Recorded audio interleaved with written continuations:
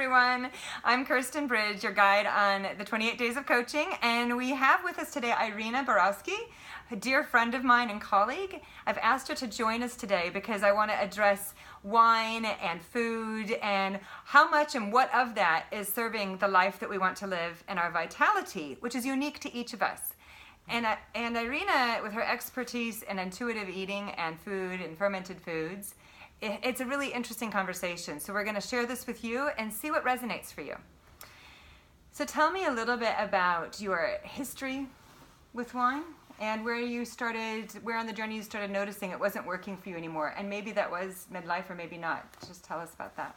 Okay, so I used to collect wine, and I worked in a vineyard for a year, and up until I had children, I probably drank quite a lot of wine, in and out, sometimes more than others. And then when I had children, I stopped drinking altogether for a few years, and then started drinking again. And as they're getting older, I'm drinking more and more, and I'm noticing that I've become irritable and tired, and the older I get.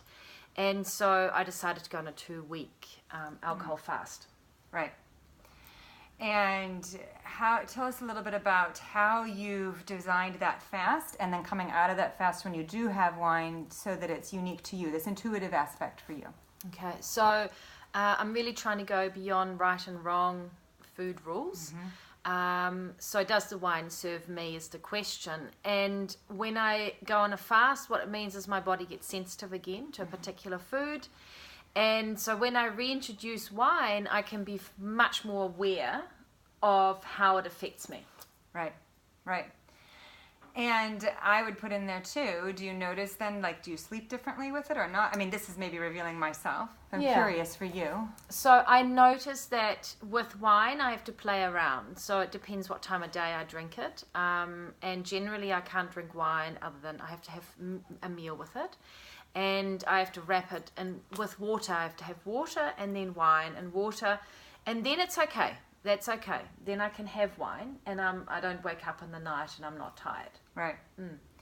And when do you decide if it's really worth it or not to you? I mean, how are you deciding that now it is still worth it to you?